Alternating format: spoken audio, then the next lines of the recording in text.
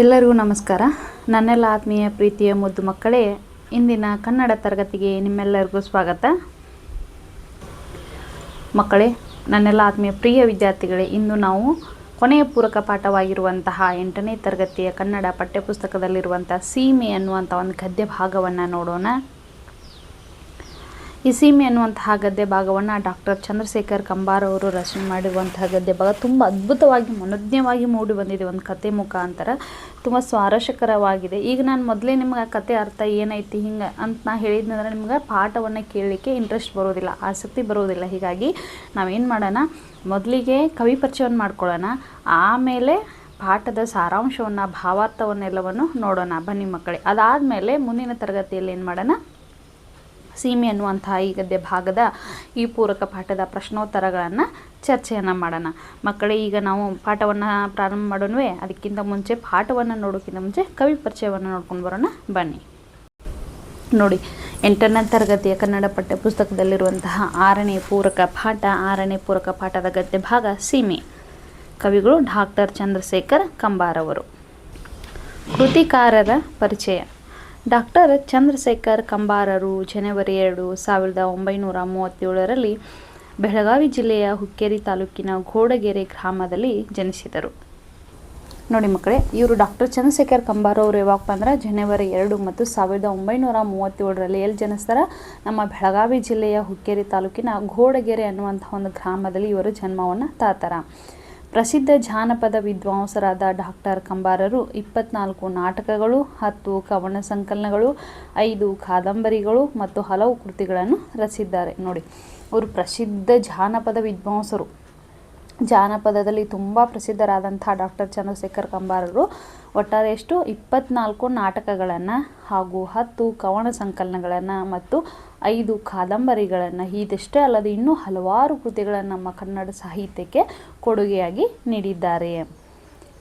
ಚಕೋರಿ ಅವರ ಮಹಾಕಾವ್ಯ, ಸಂಗ್ಯಾಬಹಳ್ಯ, ಜೋಕುಮಾರ ಸ್ವಾಮಿ, ಸಿರಿಸಂಪಿಗೆ, ಶಿವರಾತ್ರಿ ಮುಂತಾದ ನಾಟಕಗಳು, ಕರಿಮಾಯಿ, ಸಿಂಗಾರಮ್ಮ ಮತ್ತು ಅರಮನೆ, ಶಿಖರ ಸೂರ್ಯ ಮುಂತಾದ ಕಾದಂಬರಿಗಳು ಇವರ ಕೃತಿಗಳು. ನೋಡಿ, ಚಕೋರಿ ಅನ್ನುವಂಥದ್ದು ಇವರ ಮಹಾಕಾವ್ಯವಾಗಿದೆ. ಸಂಗ್ಯಾಬಾಳ್ಯ, ಜೋಕುಮಾರ ಸ್ವಾಮಿ, ಸಿರಿಸಂಪಿಗೆ, ಶಿವರಾತ್ರಿ ಸೇರಿದಂತೆ ಹಲವಾರು ನಾಟಕಗಳನ್ನು ರಚನೆ ಮಾಡಿದ್ದಾರೆ. ಮಕ್ಕಳೇ, ಸಂಗ್ಯಾಬಾಳ್ಯ ಅನ್ನುವಂಥದ್ದನ್ನು ನಿಮಗೇನಾರು ನಾಟಕದ ಏನಾರು ಪುಸ್ತಕ ಸಿಕ್ಕರೆ ಓದ್ರಿ. ತುಂಬ ಅದ್ಭುತವಾದಂತಹ ನಾಟಕ ಐತಿ. ನಾನು ಈ ಬುಕ್ಕನ್ನು ಓದಿನ ತುಂಬ ಎಷ್ಟೊಂದು ಸೊಗಸಾಗಿ ಬರೆದಿದ್ದಾರಪ್ಪ ಅಂದರೆ ಡಾಕ್ಟರ್ ಚಂದ್ರಶೇಖರ್ ಕಂಬಾರ್, ತುಂಬ ಅದ್ಭುತವಾಗಿ ಮೂಡಿ ಬಂದೈತಿ. ಕರಿಮಾಯಿ, ಸಿಂಗಾರಮ್ಮ ಮತ್ತು ಅರಮನೆ, ಶಿಖರ ಸೂರ್ಯ ಮುಂತಾದ ಕಾದಂಬರಿಗಳು ಇವರ ಕೃತಿಗಳಾಗಿವೆ. ಇವರಿಗೆ 2010ರಲ್ಲಿ ಜ್ಞಾನಪೀಠ ಪ್ರಶಸ್ತಿ ಕೂಡ ಸಂದಿದೆ. ನೋಡಿ, 2010ರಲ್ಲಿ ಜ್ಞಾನಪೀಠ ಪ್ರಶಸ್ತಿ ಪಡೆದ ಕನ್ನಡಿಗರಲ್ಲಿ ಇವರು ಕೂಡ ಒಬ್ಬರು. ಕೇಂದ್ರ ಸಾಹಿತ್ಯ ಅಕಾಡೆಮಿ ಪ್ರಶಸ್ತಿ, ಕೇಂದ್ರ ಸಂಗೀತ ಮತ್ತು ನಾಟಕ ಅಕಾಡೆಮಿ ಪ್ರಶಸ್ತಿ ಮೊದಲಾದ ಪ್ರಶಸ್ತಿಗಳು ಇವರಿಗೆ ಲಭಿಸಿವೆ.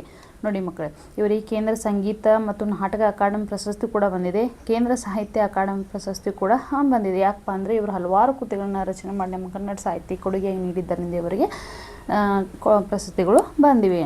ಪ್ರಸ್ತುತ ಸೀಮೆ ಎಂಬ ಜನಪದ ಕಥೆಯನ್ನು ಅವರ ಮರ್ಮರವೇ ಎಂಬ ಸಂಕಲನದ ಆತ್ಮಹತ್ಯೆ ಎಂಬ ಕಥೆಯಿಂದ ಆಯ್ದುಕೊಳ್ಳಲಾಗಿದೆ. ನೋಡಿ, ಸೀಮೆ ಅನ್ನುವಂತಹ ಒಂದು ಕಥೆಯನ್ನು ಮರ್ಮರವೇ ಅನ್ನುವಂತಹ ಒಂದು ಸಂಕಲನದಿಂದ ಆತ್ಮಕಥೆ ಅನ್ನುವಂಥ ಒಂದು ಕಥೆಯಿಂದ ಏನು ಮಾಡಿದಾರೆ, ಈ ಭಾಗವನ್ನು ಆಯ್ದುಕೊಂಡಾರ. ನೋಡಿ ಮಕ್ಕಳೇ, ನಾವು ಚಂದ್ರಶೇಖರ್ ಕಂಬಾರ್ ಅವರ ಪರಿಚಯವನ್ನು ತಿಳ್ಕೊಂಡ್ವಿ. ಜನವರಿ 2, 1937ರಲ್ಲಿ ಬೆಳಗಾವಿ ಜಿಲ್ಲೆ ಹುಕ್ಕೇರಿ ತಾಲೂಕಿನ ಘೋಡಗೆರೆ ಗ್ರಾಮದಲ್ಲಿ ಜನಿಸ್ತಾರ. ಪ್ರಸಿದ್ಧ ಜನಪದ ವಿದ್ವಾಂಸರು. 24 ನಾಟಕಗಳು, 10 ಕವನ ಸಂಕಲನಗಳು, 5 ಕಾದಂಬರಿಗಳ ರಚನೆ, ಹಲವಾರು ಕೃತಿಗಳು ನಮ್ಮ ಕನ್ನಡ ಸಾಹಿತ್ಯ ಕೊಡುಗೆಯಾಗಿ ನೀಡಿದ್ದಾರೆ. ಚಕೋರಿ ಸೇರಿದಂತೆ, ಸಂಗ್ಯಾಬಾಳ್ಯ ಸೇರಿದಂತೆ ಹಲವಾರು ನಾಟಕಗಳನ್ನ, ಕೃತಿಗಳನ್ನು ನಮ್ಮ ಕನ್ನಡ ಸಾಹಿತ್ಯ ಕೊಡುಗೆಯಾಗಿ ನೀಡಿದ್ದಾರೆ.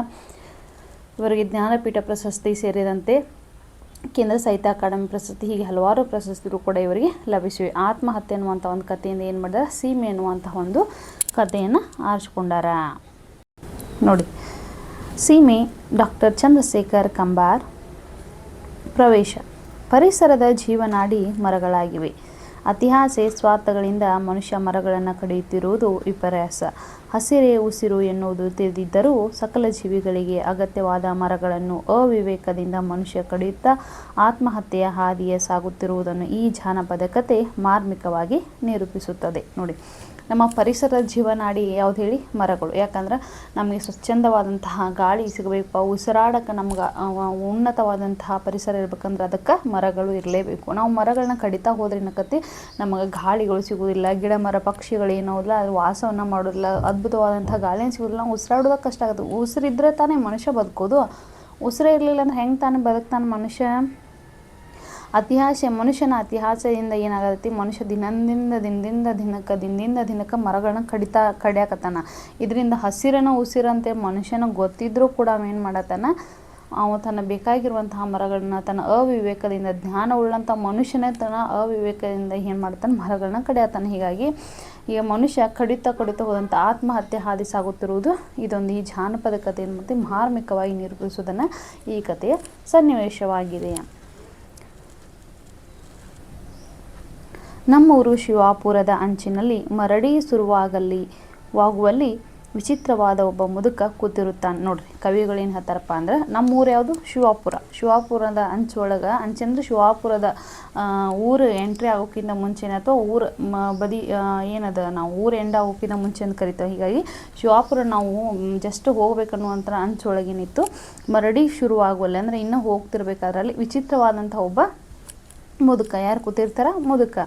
ಅವನು ಯಾವಾಗಲೂ ತಲೆಯ ಮೇಲೆ ಕೈ ಹೊತ್ತುಕೊಂಡು ಇನ್ನೇನು ಆಕಾಶ ತನ್ನ ತಲೆ ಮೇಲೆ ಹರಿದು ಬೀಳುತ್ತದೆ ಎಂಬಂತೆ ಭೀತನಾಗಿ ಕೂತಿರುವುದೇ ಅವನ ವಿಶೇಷ. ನೋಡ್ರಿ, ಶಿವಾಪುರಕ್ಕೆ ನಾವು ಎಂಟ್ರಿ ಕೊಡ್ಬೇಕಂದ್ರೆ ಒಬ್ಬ ಮುದುಕ ಕೂತಿರ್ತಾನೆ. ಅವನ ಸ್ವಭಾವ ಹೆಂಗಪ್ಪ, ಪ್ರತಿನಿಧಿ ಸ್ವಭಾವ, ತಲೆ ಮ್ಯಾಗ ಕೈ ಇಟ್ಕೊಂಡು ಯಪ್ಪ ಆಕಾಶ ನನ್ನ ತಲೆ ಮ್ಯಾಗ ಬಿದ್ದು ಬಿಡ್ತೈತೋ ಮಾರಾಯ, ನಾ ಬದುಕೋದನ ಏನದ ನನಗೆ ಡೌಟ್ ಐತಿ ಅನ್ನುವಂಥ ಒಂದು ಭಯಭೀತನಾಗಿ ಗಾಬರಿಯಲ್ಲಿ ಅಥವಾ ಅಂಜಿ ಅವ ಏನು ಮಾಡಿರ್ತಾನೆ, ಕೂತ್ಕೊಂಡಿರ್ತಾನೆ. ಆತ ಪ್ರತಿದಿನ ಕೂರೋದನ್ನ ಅಲ್ಲಿದೆ ಆತನ ವಿಶೇಷತೆ. ನಾವು ಯಾರಾದರೂ ಆ ಕಡೆ ಸುಳಿದರೆ ಎಷ್ಟು ನಿರಾತಂಕವಾಗಿ ಅಲೆದಾಡುತ್ತೀರೋ, ಆಕಾಶ ಹರಿದು ಬೀಳುವ ವಿಚಾರ ನಿಮಗೆ ತಿಳಿಯದೆ ಎಂಬಂತೆ ಕ್ರೂರವಾಗಿ ನೋಡುತ್ತಾನೆ. ನೋಡ್ರಿ, ಅವಾಗ ಕವಿಗಳು ಏನು ಹೇಳ್ತಾರೆ, ಕವಿಗಳು ಏನಾರ ಆತನ ಆಸುಪಾಸು ಏನಾರು ದಾಟಿ ಹೋಗ್ಬೇಕಾದ್ರೆ ಅಥವಾ ಹಾದು ಹೋಗ್ಬೇಕಂತ ಅವಾಗ ಮುದುಕ ಏನು ಮಾಡ್ತಿರ್ತಾನ, ಅವ್ನು ಹೆಂಗೆ ನೋಡ್ತಿರ್ತಾನ, ನೀವು ಎಷ್ಟು ನಿರಾತಂಕವಾಗಿ ಯಾವುದೇ ಭಯವಿಲ್ಲದೆ ಗಾಬರಿ ಇಲ್ಲ, ನಿಮಗೆ ಯಾವುದೇ ಅಂಜಿಕಿಲ್ಲ, ಅಳುಕಿಲ್ಲ, ನೀವು ಇಷ್ಟೊಂದು ಓಡಾಡತ್ತಿರಲ್ಲ, ನಿಮ್ಮ ಮ್ಯಾಗ ಆಕಾಶ ಬೀಳಂಗಿಲ್ಲನ, ಆಕಾಶ ಹರಿದು ಬಂದು ನಿಮ್ಮ ಮ್ಯಾಗ ಬೀಳುವುದಿಲ್ಲ, ಹರಿದೊಂದು ಬೀಳು ವಿಚಾರ ನಿಮಗೆ ಗೊತ್ತಾರ ಐತೋ ಇಲ್ಲೋ ಅಂತ ಅನ್ನುವಂಥ ಒಂದು ವಿಚಿತ್ರವಾಗಿ ಕ್ರೂರವಾಗಿ ಏನು ಮಾಡ್ತಿರ್ತಾನೆ ಆ ಮುದುಕ ನೋಡ್ತಿರ್ತಾನ. ನಾವು ಅವನನ್ನು ನಿರ್ಲಕ್ಷಿಸಿ ನಡೆದರೆ ತಲೆಯ ಮೇಲಿನ ಕೈ ತೆಗೆದು ಹನೆಗಿಟ್ಟಿಸಿಕೊಂಡು ಮತ್ತೆ ಅದೇ ಜಾಗದಲ್ಲಿ ಅಂದರೆ ತಲೆ ಮೇಲೆ ಇಟ್ಟುಕೊಳ್ಳುತ್ತಾನೆ. ನೋಡ್ರಿ, ಇದು ಪ್ರತಿದಿನದ್ದೇ ಅಭ್ಯಾಸ ಹೌದಾ? ಯಾವತ್ತಾದರೂ ಒಂದಿನ ಇಟ್ಕೊಂಡ್ರೆ ಏನೋ ಅನ್ನಿಸ್ಬೋದು. ಪ್ರತಿದಿನ ಅವ ಅದೇ ರೀತಿಯಾಗಿದ್ರೆ ನೋಡೋರ್ಗೆ ಇವ್ನು ಹಂಗೆ ಬಿಡು ಈ ಮುದುಕನ ಸ್ವಭಾವ ಹಿಂಗೆ ಬಿಡು, ಈತನ ವಿಶೇಷತೆಯನ್ನು ಹಿಂಗೆ ಬಿಡು ಅನ್ನುವಂಥದ್ದು ಅದು ಎಲ್ಲರಿಗೂ ಜನಸಾಮಾನ್ಯರಿಗೂ ಇರುವಂಥದ್ದು. ಹೌದಾ? ಹೀಗಾಗಿ ಅವೇನಾರ ಅವರು ಅಲ್ಲಾಡುತ್ತಿರುವುದು ನೋಡೋನು, ಇವ್ ನೋಡೋದನ್ನು ಗೊತ್ತಿದ್ದನು ಹೋಗುವಂಥ ಚೆನ್ನಾಗಿರ್ಬೋದು. ಅಥವಾ ಕವಿಗಳು ನಿರ್ಲಕ್ಷಿಸಿ ಹೋದ್ರೆ ಏನು ಅನಿಸುತ್ತೆ, ಅವಾಗ ಒಂದು ತಲೆ ಮ್ಯಾಗಿನ ಕೈ ತೆಗೆದ ತನ್ನ ಹನಿಗೆ ಯಪ್ಪ ದೇವಾ ಏನಪ್ಪ ಇವ್ರು ಅಂತ ಹಿಂಗೆ ಬಡ್ಕೋತೀವಲ್ವ, ನಾವು ಏನಾದ್ರು ಚೇ ಅಂತ ಬಡ್ಕೋತೀವಿ ನೋಡಿದ್ರಿ, ಅದೇ ರೀತಿಯಾಗಿ ಅವ ಏನು ಮಾಡ್ತಾನೆ, ಹನಿಗೆ ಇಟ್ಟಿಸ್ಕೊಂಡು ಮತ್ತು ಅದೇ ಜಾಗದಲ್ಲಿ ಅಂದ್ರೆ ಮತ್ತು ಮಾಮೂಲಿ ಆ ಪ್ರಕಾರ ತನ್ನ ತಲೆ ಮೇಲೆ ಇಟ್ಕೊಳ್ತಾನೆ. ಈಗೀಗ ಕೋಪದಲ್ಲಿ ಜುಪ್ಪರಿ ಕಿತ್ತುಕೊಳ್ಳೋದು ಶುರುವಾಗಿ. ನೋಡಿ, ಈ ಇತ್ತೀಚೆಗೆ ಆತ ಏನು ಮಾಡ್ದ, ಅತಿಯಾದಂತಹ ಕೋಪ ಬಂದಾಗ ಜುಪ್ಪರಿಗಳನ್ನ ಕಿತ್ಕೊಳ್ಳೋದು ಶುರು ಆಗ್ಬಿಟ್ಟೈತಿ. ಒಂದು ದಿನ ನಿಮ್ಮಂಥವನೊಬ್ಬ ಯಾಕೆ ಹೀಗೆ ಮಾಡುತ್ತಿ ಅಂತ ಸಹಾನುಭೂತಿಯಿಂದ ಕೇಳಿದಾಗ ಆತ ಹೇಳಿದ ಕತೆ ಇದು. ನೋಡ್ರಿ, ಒಂದಿನ ಏನು ಮಾಡ್ತಾರೆ, ಒಬ್ಬರು ಬಂದು ಆತನನ್ನು ಕೇಳ್ತಾರೆ, ಯಾಕಪ್ಪ ಮುದುಕ ನೀ ಯಾಕೆ ಹಿಂಗೆ ಮಾಡತ್ತಿ, ತಲೆ ಆಕಾಶ ನೀನು ಒಬ್ಬನ ಮ್ಯಾಗ ಬೀಳ್ತೈತನ, ನಮ್ಮೆಲ್ಲರಿಗೂ ಏನು ಬೀಳಂಗಿಲ್ಲನ, ನಿಂಗೆ ಒಬ್ಬಗ ಬೀಳ್ತೈತನ್ನ ಅವ್ರ ಥರ ನೀ ಹಿಂಗೆ ತಲೆ ಮ್ಯಾಗ ಕೈ ಹೊತ್ಕೊಂಡು ಕೂತಿಯಲ್ಲ ಯಾಕೆ ಅಂತ ಒಬ್ಬರು ಸಮಾಧಾನದಿಂದ ಸಾವಧಾನದಿಂದ ಏನು ಮಾಡ್ತಾರೆ, ಆತನನ್ನು ಬಂದು ಕೇಳ್ತಾನೆ. ಅವಾಗ ಕೇಳಿದಾಗ ಏನು ಮಾಡ್ತಾನೆ, ಆ ಮುದುಕ ಇದ್ದವನು ಕೇಳಿದಂತಹ ವ್ಯಕ್ತಿ ಒಂದು ಕಥೆಯನ್ನು ಹೇಳ್ತಾನೆ. ಬನ್ನಿ ಆ ಕತೆ ಯಾವುದಂತ ನೋಡೋಣ. ಇದು ಒಂದಾನೊಂದು ಕಾಲದಲ್ಲಿ ನಡೆದ ಕಥೆಯಲ್ಲಪ್ಪ. ನೋಡ್ರಿ, ಕತೆ ಹೇಳಕ್ಕೆ ಸ್ಟಾರ್ಟ್ ಮಾಡಿದ ಮುದುಕ ಯಾರಿಗೂ ಸಹಾನುಭೂತಿಯಿಂದ ಬಂದು ಏನು ಕೇಳಕತ್ರಲ್ಲ ಅವನ. ಹೀಗಾಗಿ ಅವಾಗ ಮುದುಕ ಕಥೆಯನ್ನು ಹೇಳ್ತಾನೆ. ಏನಂತ, ಒಂದಾನೊಂದು ಕಾಲದಲ್ಲಿ ನಡೆದಿರುವಂತಹ ಕಥೆಯಲ್ಲ, ನಾ ಹೇಳ್ತಿರೋದು ನೈಜವಾದಂತಹ ಕತೆ, ನಿನ್ನೆ ಮೊನ್ನೆ ನಡೆದಿರುವಂತಹ ಕತೆ. ನೋಡ್ರಿ, ಇದು ಎಂದೋ ನಡೆದೈತೆ ಅನ್ನುವಂಥದ್ದಲ್ಲ, ನಿನ್ನೆ ಮೊನ್ನೆ ನಡೆದಿರುವಂತಹ ಕತೆ ಅಂದ ಮೇಲೆ ಅದು ಒಂದಾನೊಂದು ಕಾಲದಲ್ಲಿ ನಡೆಯಬೇಕಲ್ಲ. ಏನೋ ಒಂದಾನೊಂದು ಕಾಲದಲ್ಲಿ ನಿನ್ನಂಥವನೇ ಒಬ್ಬನೊಬ್ಬ ಬಡವ ಇದ್ದ.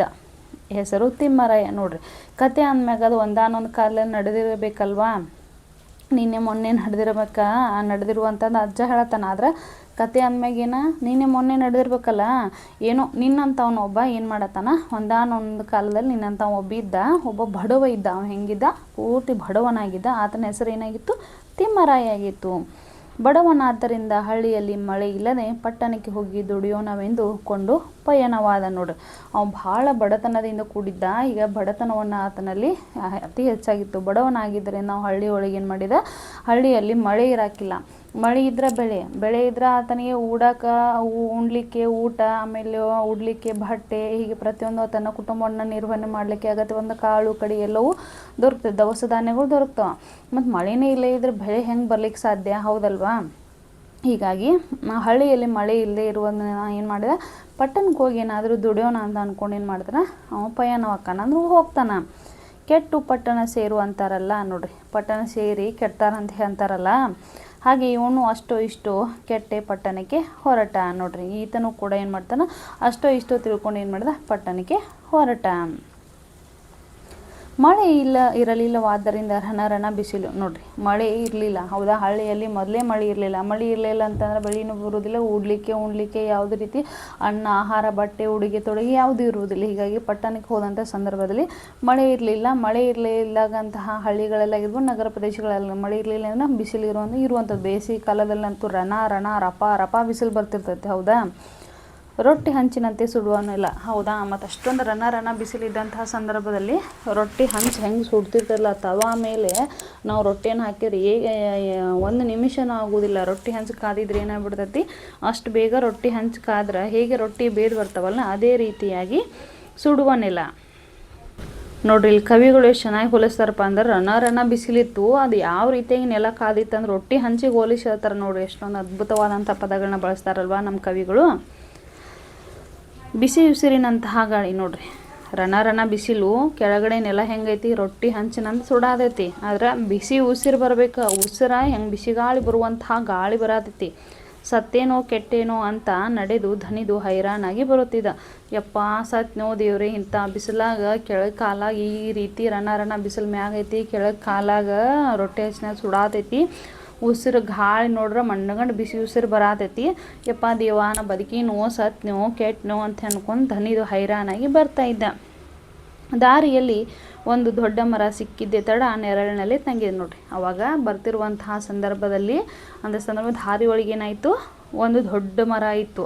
ಆ ಮರದ ಎಲ್ಲ ಎಲೆಗಳು ಏನಾಯ್ತು, ನೆರಳನ್ನು ಚಾಚಿರ್ತಾವ, ಹೌದಾ? ಆ ನೆರಳು ಬಿದ್ದಂತ ಯಪ್ಪ ದೇವ್ರೆ, ಇಂಥ ಬಿಸಿಲೊಳಗೆ ಹಿಂಗೆ ನೆಲ ಸುಡಾತೈತಲ್ಲ, ಆದ್ರೆ ನನಗೆ ಇನ್ನು ದೊಡ್ಡ ಮರದ ನೆರಳೈತಿ, ತಂಪೈತೆ ಅಂತ ಅಂದ್ಕೊಂಡು ಅಲ್ಲಿ ಕುಳಿತುಕೊಂಡ. ಕರುಳನ್ನು ಹರಿದು ತಿನ್ನುವ ಹಸಿವು ಬಾಯಾರಿಕೆ. ನೋಡಿ, ಇನ್ನೇನು ನನಗೆ ಅಷ್ಟೊಂದು ಹಸಿವು ಆಗಿಬಿಟ್ರಿ, ಮುಂದಿದ್ದುವಂತಹ ಮನುಷ್ಯರನ್ನು ಬಿಡಲ್ಲ, ಪ್ರಾಣಿ ಪಕ್ಷಿಗಳನ್ನು ಬಿಡಂಗಿಲ್ಲ, ಕರಳನ್ನು ಬಗದು ತಿಂದು ಬಿಡಬೇಕೇನೋ ಅನಿಸತೈತೆ, ಅಷ್ಟೊಂದು ಹಸಿವು. ಆಮೇಲೆ ಅಷ್ಟೊಂದು ಧನಿವಾಗೈತೆ, ಅಂತ ಬಿಸಿಲು ನಡ್ಕೊಂಡು ಬರತ್ತಾನಲ್ವ, ಅಷ್ಟೊಂದು ಧನಿವಾಗ್ಬಿಟ್ಟೈತಿ. ಬಾಯಿ ಬಿಡುತ್ತಾ ಆ ಕಡೆ ನೋಡಿದೆ. ಆ ಕಡೆ ಈ ಕಡೆಯಿಂದ ಇಲ್ಲಿ ಏನಾದರೂ ಐತೆ ಅಂತ, ತಿನ್ಲಿಕ್ಕೆ ಏನಾದರೂ ಐತೆ ಅಥವಾ ಕುಡ್ಲಿಕ್ಕೆ ಯಾವ್ದಾರು ನೀರು ಅದಾವ, ಯಾವ ಆಹಾರ ಏನಾರು ಐತಂತೆ, ಆ ಕಡೆ ಈ ಕಡೆ ಏನ್ಬಿಡ್ತಾ ಬಾಯಿ ಬಿಡ್ತಾ ನೋಡಕತ್ತಿದ್ದ. ಮರದ ಇನ್ನೊಂದು ಬದಿಯಲ್ಲಿ ಒಬ್ಬಳು ಹಣ್ಣು ಮುದುಕಿ ತನ್ನ ನಾಯಿಯೊಂದಿಗೆ ಕೂತಿದ್ದಳು. ನೋಡ್ರಿ, ಈ ಒಂದು ಮರದ ಕಡೆ ಇವೊಂದು ಕೂತಿದ್ದ, ಇನ್ನೊಂದು ಮರದ ಕಡೆ ಒಬ್ಬಳು ಮುದುಕಿ ಹಣ್ಣು ಮುದುಕಿ. ಅಂಥ ಮುದುಕಿ ಅವಳು ತುಂಬ ವಯಸ್ಸಾಗಿತ್ತು ಅವಳಿಗೆ. ಅಂಥ ಮುದುಕಿ ಯಾರೊಂದಿಗೆ ಕುಳಿತುಕೊಂಡ್ಲು, ತಾನು ಸಾಕಿರುವಂತಹ ನಾಯಿಯೊಂದಿಗೆ ಕುಳಿತುಕೊಂಡಿದ್ಲು. ಅಂಥ ಮುದುಕಿ ಏನು ಮಾಡಿದ್ಲು, ತನ್ನ ನಾಯಿ ಮರಿಯೊಂದಿಗೆ ಅವಳು ಏನು ಮಾಡಿದ್ಲು, ಕುಳಿತುಕೊಂಡಿದ್ಲು. ತಿಮ್ಮರಾಯ ಗುಟುಕು ಅಂಬಲಿದೆಯಾ ಅಜ್ಜಿ ಎಂದು ಅಂಗಲಾಚಿದ್. ನೋಡ್ರಿ, ಅವಾಗ ತಿಮ್ಮರಾಯ ಏನು ಮಾಡಿದ, ಅಜ್ಜಿ ನಿಮ್ಮ ಕಡೆ ಏನಾದರೂ ಒಂದು ಸ್ವಲ್ಪ ಗುಟುಕು ಅಂಬಲಿ ಏನಾದರೂ ಐತನ ಅಜ್ಜಿ ಅಂತೇಳಿ ಅವರನ್ನು ಅಂಗಲಾಸ್ತಾನ, ಅವರನ್ನು ಬೇಡ್ಕೊಳ್ತಾನ. ಅಜ್ಜಿ ಇಂಥ ಬಿಸಿಲೈತಲ್ಲ, ರಣ ಬಿಸಿಲೈತಿ, ಇಂಥ ರೊಟ್ಟಿ ಹಚ್ಚಿನಂಗೆ ಮಣ್ಣಗಂಡು ಕಾದಿರುವಂತಹ ನೆಲ ಐತಿ, ಗಾಳಿ ನೋಡ್ರಿ ಎದು ಉಸಿರು ಬರಾತಿ, ಇಂಥ ಹಬ್ಬ ಮರಳು ಐತಲ್ಲ, ಮರ ಐತಂದೆ ನೆರಳಿ ಕೂತಿದೆ, ನಿಮ್ಮ ಕಡೆ ಬಾಯಾರಿಕೆ ಭಾಳ ಆಗತೈತಿ, ನಂಗೆ ಹಸಿವು ಭಾಳ ಆಗತೈತಿ, ನಿಮ್ಮ ಕಡೆ ಏನಾದರೂ ಗುಟುಕು ಅಂಬಲಿ ಏನಾದರೂ ಐತನ ಅಜ್ಜಿ ಅಂತೇಳಿ ಕೇಳ್ತಾನ. ಮುದುಕಿ ನಾತಿ ದೂರ ನಾತಿ ಸಮೀಪದ ಒಂದು ಮರ ತೋರಿಸಿ. ಆವಾಗ ಮುದುಕಿ ಏನು ಮಾಡ್ತಾಳೆ, ನಾತಿ ದೂರ ನಾತಿ ಸಮೀಪದ ಒಂದು ಮರವನ್ನು ತೋರಿಸ್ತಾಳೆ. ಅಲ್ಲಿ ಸಮೀಪದಲ್ಲಿರ್ತಕ್ಕಂತಹ ಒಂದು ಮರವನ್ನು ಹಾಕಿ ತೋರಿಸ್ತಾಳೆ. ಮುದುಕಿ ಆ ಮರದಲ್ಲಿ ಹಣ್ಣಿದೆ, ಹಸಿವು ತೀರುವಷ್ಟು ಹರಿದು ತಿನ್ನು. ನೋಡ್ರಿ, ಒಂದು ಸ್ವಲ್ಪ ದೂರದಲ್ಲಿ ಅಲ್ಲೊಂದು ಮರ ಐತಿ, ಆ ಮರದೊಳಗೆ ಹಣ್ಣದವ. ನಿನಗೆ ಎಷ್ಟು ಬೇಕಲ್ಲ, ನಿನಗೆ ಎಷ್ಟು ಹಸಿವಾಗೈತಲ್ಲ, ನಿನಗೆ ಎಷ್ಟು ಆಹಾರವನ್ನು ಬೇಕಂತ ಅನ್ಸಾದೈತಲ್ಲ, ಕರುಳನ್ನೇ ಬಗೆ ತಿನ್ನುವ ಹಾಗೆ ನಿನಗೆ ಹಸಿವಾಗೈತಲ್ಲ, ನಿನಗೆ ಹಸಿವು ತೀರುವಷ್ಟು ನೀ ಏನು ಮಾಡು, ಹಣ್ಣನ್ನು ಮರದಲ್ಲಿರ್ತಕ್ಕಂಥ ಹಣ್ಣುಗಳನ್ನು ನೀನು ಹರಿದು ತಿನ್ನು ಅಂತ ಮುದುಕಿ ಹೇಳ್ತಾಳೆ. ತಿಮ್ಮ ಈ ಮಾತು ಕೇಳಿದ್ದೆ ಎದ್ದ. ಅವಾಗ ತಿಮ್ಮನಿಗೆ ಏನಾಗ್ಬಿಡ್ತು, ಮೊದಲೇ ಸಿಕ್ಕಾಪಟ್ಟೆ ಹಸಿವು, ಸಿಕ್ಕಾಪಟ್ಟೆ ಬಾಯಾರಿಕೆ ಆಗಿಬಿಟ್ಟತಿ. ಅವಾಗ ಈ ಮಾತು ಕೇಳೋದ ತಡ ಅವನು ಸಡನ್ನಾಗಿ ಎದ್ದು ನಿಂತುಬಿಟ್ಟ. ಆ ಮರದ ತುಂಬ ಹಣ್ಣಿದ್ದವು. ಅವಾಗ ಆ ಮರದ ತುಂಬ ಏನಾಗಿದ್ದು, ಸಿಕ್ಕಾಪಟ್ಟೆ ಹಣ್ಣುಗಳು ಇದ್ದವು. ಅವಸರವಾಗಿ ಹೋಗಿ ತೃಪ್ತಿಯಾಗುವ ತನಕ ಹಣ್ಣು ತಿಂದು ಬಂದು. ನೋಡು, ಅಷ್ಟೊಂದು ಅವಸರದಿಂದ, ಯಾಕಂದ್ರೆ ಮಣ್ಣು ಸಿಕ್ಕಾಪಟ್ಟೆ ಹೊಟ್ಟೆ ಹಸಿವಾಗಿತ್ತ, ಬಾಯಾರಿಕೆ ಆಗಿತ್ತ. ಹೀಗಾಗಿ ಆ ಮುದುಕಿ ಹೇಳಿದೆ ತಡ ಏನು ಮಾಡಿಬಿಟ್ಟ, ಮರದಲ್ಲಿರ್ತಕ್ಕಂಥ ಹಣ್ಣುಗಳನ್ನು ನೋಡಿ ತನಗೆ ತೃಪ್ತಿ ಆಗುವಷ್ಟು ಏನು ಮಾಡ್ದ, ಹಣ್ಣನ್ನು ತಿಂದು ಬರ್ತಾನೆ. ತಿಮ್ಮರಾಯ ತೊಟ್ಟು ನೀರಿದೆಯಾ ಅಜ್ಜಿ ಅಂದ. ನೋಡಿ, ಅಜ್ಜಿಯನ್ನ ಕೇಳಿ ಕಂಬಲಿನ ಕೇಳಿ ಅಜ್ಜಿ ಹಣ್ಣನ್ನು ತೋರಿಸಿದ್ಲು. ಹೌದಾ, ಅಜ್ಜಿ ಹಣ್ಣನ್ನು ತೋರಿಸಿದ ಮೇಲೆ ಹಣ್ಣು ತಿಂದು ಬಂದು ಮತ್ತೆ ತಿಂದು ಕೇಳ್ತಾನ. ಊಟ ಮಾಡಿದ್ಮೇಲೆ ನಾವು ಹೇಗೆ ನೀರನ್ನು ಕುಡಿತೀವಲ್ಲ, ಹಾಗೆ ಹಣ್ಣು ತಿಂದಮೇಲೆ ಆತನಿಗೆ ನೀರು ಕುಡಿಬೇಕಂತ ಅನಿಸ್ತು. ಹೀಗಾಗಿ ಮತ್ತೆ ತಿಮ್ಮರಾಯ ಅಜ್ಜಿನ ಏನು ಕೇಳ್ತಾನೆ, ಅಜ್ಜಿ ನಿಮ್ಮ ಕಡೆ ಸ್ವಲ್ಪ ಏನಾದರೂ ನೀರು ಐತನ ಅಂತೇಳಿ ಕೇಳ್ತಾನೆ. ಆ ಮುದುಕಿ ಹಣ್ಣಿನ ಮರದಾಚೆ ದೂರ ಸಮೀಪದ ಇನ್ನೊಂದು ಮರ ತೋರಿಸಿ. ನೋಡ್ರಿ, ಅವಾಗ ಮುದುಕಿ ಏನು ಮತ್ತೆ ಅಲ್ಲೇ ಇರ್ತಕ್ಕಂಥ ಇನ್ನೊಂದು ಸ್ವಲ್ಪದಲ್ಲಿ ದೂರದಲ್ಲಿರ್ತಕ್ಕಂಥ ಮತ್ತೊಂದು ಮರವನ್ನು ತೋರಿಸಿ ಹೇಳ್ತಾಳ. ಮುದುಕಿ, ಆ ಮರಕ್ಕೆ ಕೊಡಲಿಯಿಂದ ಒಂದೇಟು ಹಾಕು, ನೀರು ಸುರಿಸುತ್ತದೆ. ಅವಾಗ ಮುದುಕಿ ಹೇಳ್ತಾ, ಆ ಮರಕ್ಕೆ ನೀನು ಕೊಡಲಿಯಿಂದ ಏನು ಮಾಡು, ಒಂದು ಏಟು ಹಾಕೋದಕ್ಕೆ ಹಾಕಿದಂದ್ರೆ ಏನು ಮಾಡ್ತತಿ, ನಿನಗೆ ಎಷ್ಟು ಬೇಕಲ್ಲ ಅಷ್ಟು ನೀರನ್ನು ಸುರಿಸ್ತತಿ. ಹಾಗೆ ಮಾಡಿ ತೃಪ್ತಿಯಾಗುವಷ್ಟು ನೀರು ಕುಡಿದು ಅಜ್ಜಿಗೆ ಕೃತಜ್ಞತೆ ಹೇಳಿ ಮರದ ನೆರಳಲ್ಲಿ ಹೊರಗಿದೆ. ನೋಡಿ, ಆಗ ಅಜ್ಜಿ ಹೇಳಿದಾಗ ಏನು ಮಾಡಿದ, ಆ ಸ್ವಲ್ಪ ಸಮೀಪದಲ್ಲಿರ್ತಕ್ಕಂತಹ ಅಲ್ಲಿ ನಾತಿ ಸಮೀಪದಲ್ಲಿರ್ತಕ್ಕಂತಹ ಮರದ ಕಡೆ ಹೋದ. ಅನ್ನ ತಿಂದು ಬಂದಮೇಲೆ ಬಾಯಾರಿಕೆ ಆಗಿತ್ತು. ಅಜ್ಜಿ ಹೇಳಿದಾಗೆ ಆ ಬಾಯಾರಿಕೆ ಆದಂತಹ ಒಂದು ಮರದ ಹತ್ರ ಹೋಗಿ ಅಜ್ಜಿ ಏನು ಹೇಳಿದ್ಲು, ಒಂದು ಕೊಡಲಿಯಿಂದ ಒಂದು ಏಟು ಹಾಕಿದರೆ ನಿನಗೆ ಎಷ್ಟು ಬೇಕಷ್ಟು ನೀರನ್ನು ಕೊಡ್ತೈತಿ ಅಂತ ಹೇಳಿದ್ಲು. ಹೀಗಾಗಿ ಅಜ್ಜಿ ಇದಾಗಿ ಕೊಡಲಿ ಏಟನ್ನು ಆ ಮರಕ್ಕೆ ಹಾಕಿದ ತನ್ನ ತೃಪ್ತಿ ಆಗುವಷ್ಟು ನೀರನ್ನು ಕುಡಿದ. ನೀರು ಕುಡಿದ ಮೇಲೆ ಅಜ್ಜಿ ಕೃತಜ್ಞತೆ ಹೇಳಬೇಕಲ್ವಾ, ಧನ್ಯವಾದವನ್ನು ಹೇಳಬೇಕು. ನಮಗೆ ಯಾರಾದರೂ ಒಬ್ಬರು ಸಹಾಯವನ್ನು ಮಾಡಿದರೆ ನಾವು ಅವ್ರಿಗೆ ಮತ್ತು ಮರಳಿ ಏನು ಮಾಡಬೇಕು, ಥ್ಯಾಂಕ್ಸ್ ಅಥವಾ ಧನ್ಯವಾದಗಳನ್ನು ನಾವು ಅವರಿಗೆ ತಿಳಿಸ್ಬೇಕು. ಅದು ಕೃತಜ್ಞತೆ, ಹೌದಾ, ಅದನ್ನು ತಿಳಿಸ್ಬೇಕು. ಹೀಗಾಗಿ ಅವೇನು ಮಾಡಿದ, ತಿಮ್ಮರಾಯ ಅಜ್ಜಿಗೆ ಕೃತಜ್ಞತೆಯನ್ನು ಹೇಳಿ ಮರದ ನೆರಳೊಳಗೆ ಏನು ಮಾಡ್ತಾನೆ, ಅಲ್ಲೇ ಹೊರಗ್ತಾನ. ಸಂಜೆ ಪಟ್ಟಣಕ್ಕೆ ಹೋಗೋದೆ ತನ್ನ ಮನೆಗೆ ವಾಪಸ್ ಆಗುವಾಗ ಅಜ್ಜಿಗೆ ಹೇಳ್ದ. ನೋಡ್ರಿ, ಮತ್ತು ವಾಪಸ್ ಮರಳಿ ಪಟ್ಟಣಕ್ಕೆ ಹೋಗಲಿಲ್ಲ. ಅವಾಗ ಹೋಗದೆ ತನ್ನ ಮನೆಗೆ ಮತ್ತೇನ ಅಲ್ಲೇ ವಾಪಸ್ ಆಗುವಾಗ ಏನು ಮಾಡ್ತಾನೆ, ಅಜ್ಜಿಗೆ ಹೇಳ್ತಾನ. ಏನಂತ ಹೇಳ್ತಾನ ತಿಮ್ಮರಾಯ, ಅಜ್ಜಿ ಕುಟುಂಬ ರಕ್ಷಣೆಗಾಗಿ ಪಟ್ಟಣಕ್ಕೆ ಹೋಗೋಣ ಅಂತಿದ್ದೆ, ಆದರೆ ಅಲ್ಲಿಗಿಂತ ಇಲ್ಲಿಯೇ ಹೆಚ್ಚು ನೆಮ್ಮದಿ ಇದೆ. ಕುಟುಂಬ ಸಮೇತ ನಾನಿಲ್ಲಿ ಇರಬಹುದಾ? ನೋಡ್ರವ, ತಿಮ್ಮರಾಯ ಏನು ಹೇಳ್ತಾನೆ, ಪಟ್ಟಣಕ್ಕೆ ಹೋಗೋದಿಲ್ಲ. ಯಾಕಂದ್ರೆ ಆತನಿಗೆ ಹಸಿವು ನೀಗುವಷ್ಟು ಹಣ್ಣಿತ್ತು, ಹೌದಾ, ಬಾಯಾರಿಕೆ ನೀಗಿಸುವಷ್ಟು ನೀರಿತ್ತು, ನೀರ ಮರದಲ್ಲಿ ಇತ್ತು. ಹೀಗಾಗಿ ಕೃತಜ್ಞತೆ ಹೇಳಿದಂತಹ ಅಜ್ಜಿಗೆ ಏನು ಹೇಳ್ತಾನೆ, ಪಟ್ಟಣಕ್ಕೆ ಹೋಗದೆ ಆತ. ತಿಮ್ಮರಾಯ ಏನು ಹೇಳ್ತಾನೆ, ಅಜ್ಜಿ ಕುಟುಂಬದ ರಕ್ಷಣೆಗಾಗಿ ಪಟ್ಟಣಕ್ಕೆ ಹೋಗೋಣ ಅಂತ ಅಂದ್ಕೊಂಡಿದ್ದೆ, ಆದರೆ ಅಲ್ಲಿಗಿಂತ ಇಲ್ಲಿನೇ ಹೆಚ್ಚು ನೆಮ್ಮದಿ ಐತಿ, ಇಲ್ಲಿಯೇ ಹೆಚ್ಚು ಸಮಾಧಾನ ಸಿಗ್ತೈತಿ ನನಗೆ. ನನ್ನ ಕುಟುಂಬ ಸಮೇತ ನಾನು ಇಲ್ಲಿ ಇರಬಹುದನ್ನ ಅಜ್ಜಿ ಅಂತೇಳಿ ಏನು ಮಾಡ್ತಾನೆ ತಿಮ್ಮರಾಯ ಕೇಳ್ತಾನ. ಅದಕ್ಕೆ ಮುದುಕಿ ಏನು ಹೇಳ್ತಾನೆ ನೋಡಿ. ಮುದುಕಿ, ಈರಪ್ಪ ಅದಕ್ಕೇನಂತೆ ನೋಡಿ. ಅವಾಗ ಆತ ಪರ್ಮಿಷನ್ ಕೇಳಿದ್ದೆ ತಡ, ಅನುಮತಿ ಕೇಳಿದ್ದೆ ತಡ. ಕೇಳಿದ ತಕ್ಷಣ ಅಜ್ಜಿ ಏನು ಮಾಡ್ತಾ, ಈರಪ್ಪ ಅದಕ್ಕೇನಂತ. ತಿಮ್ಮರಾಯ ಹಳ್ಳಿಗೆ ಹೋಗಿ ಮಕ್ಕಳು ಮರಿ ಸಮೇತ ಅದೇ ಮರಕ್ಕೆ ಬಂದು ಹಾಜರಾದ. ಆವಾಗ ಹಳ್ಳಿಗೆ ಹೋದಂತಹ ತಿಮ್ಮರಾಯ ಏನು ಮಾಡಿದ, ಅಜ್ಜಿ ಅನುಮತಿ ಕೊಟ್ಟಿದ್ದೇ ತಡ, ಅವಳು ಪರ್ಮಿಷನ್ ಕೊಟ್ಟಿದ್ದೇ ತಡ. ಸಡನ್ನಾಗಿ ಏನು ಮಾಡಿದ, ಹಳ್ಳಿಗೆ ಹೋಗಿ ತನ್ನ ಹೆಂಡತಿ ಮತ್ತು ಮಕ್ಕಳನ್ನು ಕರೆದುಕೊಂಡು ಬಂದು ಆ ಮರದ ಹತ್ತಿರ ಬಂದು ಹಾಜರಾದ, ಅಂದರೆ ಅಲ್ಲಿ ಉಳಿದು ಬಿಟ್ಟ. ಮುದುಕಿ ಈಗಲೇ ಅದೇ ಮರದಡಿ ಕೂತಿದ್ದಳು. ನೋಡ್ರಿ, ಅವಾಗ ಮುದುಕಿ ಏನು ಮಾಡಿದ್ಲು, ಮೊದಲೆಲ್ಲಿ ಕೂತಿದ್ಲಲ್ಲ ಅದೇ ಮರದಡಿ ಅವಳು ಏನು ಮಾಡಿದ್ಲು, ಅಲ್ಲಿ ಕುಳಿತುಕೊಂಡಿದ್ಲು. ತಿಮ್ಮರಾಯನ ಹೆಂಡತಿ ಮತ್ತು ಮಕ್ಕಳನ್ನು ನೋಡಿ ಸಂತೋಷಪಟ್ಟಳು. ನೋಡಿ, ಅವಾಗ ತಿಮ್ಮರಾಯನ ಮಕ್ಕಳನ್ನು ನೋಡಿ ಮತ್ತು ಆತನ ಹೆಂಡತಿಯನ್ನು ನೋಡಿ ತುಂಬ ಖುಷಿಯನ್ನು ಪಟ್ಟಳು ಅವಳು, ಹೌದಾ, ಅವ್ನು ಕರ್ಕೊಂಡು ಬಂದಿದ್ದಲ್ಲ. ಹೀಗಾಗಿ ಮುದುಕಿ ಅದೇ ಮರದಲ್ಲಿ ಕೂತಿರುವಂಥ ಮುದುಕಿ ತಿಮ್ಮರಾಯನ ಕುಟುಂಬವನ್ನು ನೋಡಿ ಸಂತೋಷನ ಪಟ್ಟು ಅವನಿಗೆ ಕರೆದು ಹೇಳ್ತಾಳ. ನೋಡಿ, ಏನಂತ ಹೇಳ್ತಾಳೆ ಅನ್ನುವಂಥದ್ದನ್ನು ಮುಂದಿನ ತರಗತಿಯಲ್ಲಿ ನಾವೇನು ಮಾಡೋಣ ನೋಡೋಣ. ಮಕ್ಕಳೇ, ಇವತ್ತಿನ ತರಗತಿಯಲ್ಲಿ ಈ ಪಾಠ ನಿಮಗೆಲ್ಲರೂ ತಿಳಿದಿದೆ ಅಂತ ಹೇಳಿ ನಾನು ಭಾವಿಸ್ತೀನಿ. ಆಮೇಲೆ ಇಲ್ಲಿವರೆಗೆ ನನ್ನ ಈ ಪಾಠವನ್ನು ನೀವೆಲ್ಲ ವೀಕ್ಷಣೆ ಮಾಡಿದ್ದಕ್ಕೆ ನಿಮ್ಮೆಲ್ಲರಿಗೂ ಧನ್ಯವಾದಗಳು. ನಾನು ಕೂಡ ನಿಮಗೆ ತಿಮ್ಮರಾಯನ ಥರ ಕೃತಜ್ಞತೆಯನ್ನು ಹೇಳಲಿಕ್ಕೆ ಇಷ್ಟಪಡ್ತೀನಿ. ನಿಮಗೆ ಈ ವಿಡಿಯೋ ಇಷ್ಟ ಆದರೆ ಶೇರ್ ಮಾಡಿ, ಹಾಗೆ ಕಮೆಂಟ್ ಮಾಡಿ, ನಿಮ್ಮ ಸ್ನೇಹಿತರಿಗೂ ಕೂಡ ಇದನ್ನು ಶೇರ್ ಮಾಡಲು ತಿಳಿಸಿ. ಹಾಗೆ ನನ್ನ ಪ್ರತಿಯೊಂದು ವಿಡಿಯೋಗೂ ನೀವು ಸಪೋರ್ಟ್ ಮಾಡಿ. ನೀವು ಸಪೋರ್ಟ್ ಮಾಡೋದ್ರಿಂದ ನನಗೇನಾಗುತ್ತೆ, ಇನ್ನೂ ಹೆಚ್ಚು ವಿಡಿಯೋ ಮಾಡಬೇಕನ್ನುವಂತಹದ್ದು ಆಸೆ ಹಂಬಲ ಹುಡ್ತೈತೆ, ಹೌದಾ.